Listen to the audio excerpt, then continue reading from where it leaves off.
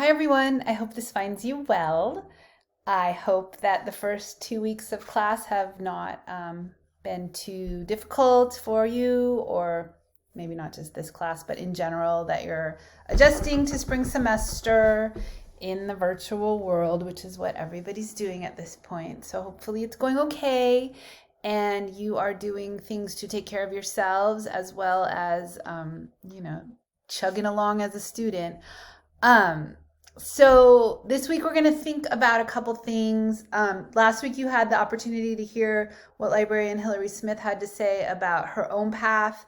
And this week, in lieu of actual interview, you're going to listen to the podcast that the Career Center did, your SSU Career Center on some people working in the social sciences. So there's a few people in the podcast, 3 or 4, I can't remember when I listened to it, but they're talking about what they're doing and how their career paths kind of got them there. So they do that at the Career Center. This was new to me. I didn't realize that they did a podcast, but it's not as fabulous as my interviews, right? It's probably way more fabulous, actually.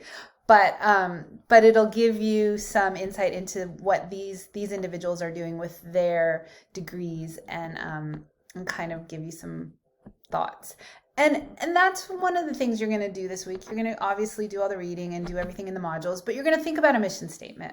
So, what is a mission statement? I mean, it's sort of like what you want to do, what you value. There's a lot of resources on the module that can kind of get you wrapping your head around the concept of writing a mission statement. But just, the mission statement is a piece of your final portfolio.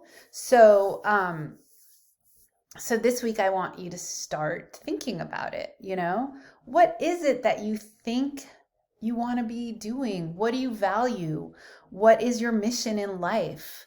And I know that's really broad. And as I ask you these questions, I also ask myself, like, what is my mission, right? Because if I'm asking you, I should be able to tell myself that, So, I mean, I don't have like a mission statement to share with you that I've written, but I do sort of think about things in terms of like, why do I do what I do? What possesses me to want to be a sociology teacher? I mean, clearly I did study sociology, but what do I think is important? And what I think is important, or what do I value? I value an opportunity for a world where everybody has a shot, where everybody can be treated respectfully and kindly, and we can have a place where no matter who you are, you have opportunity. And I don't see that as our like current situation. And so for me, equity and activism is always built into my teaching and how I live my life. And I do that through different things. I am active in promoting social justice issues in different parts of, society that seem important to me. I'm really big on prison abolition. I think that our current system of mass incarceration is pretty awful. And as someone who's been a teacher inside a state prison, I have seen the wasted lives there rotting for decades because our system just locks people up and throws away the key.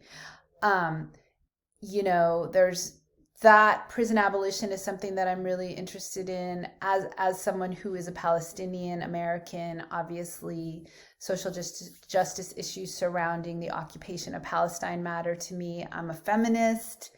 Women's issues matter to me. So when I teach classes, and then there's more, anti-racist curriculum. I am writing a book with a group of students on structural racism in higher ed and how each discipline kind of contributes to the perpetuation of racism, which is a really exciting project. So actually, if any of you are interested in getting involved in that, I would love to hear from you, and I would love to make that happen. We have a really vibrant group that meets once a week, and we identify different aspects of things that we've looked into over the week, and we share and we get outraged, and it lights a fire in us to continue the work. So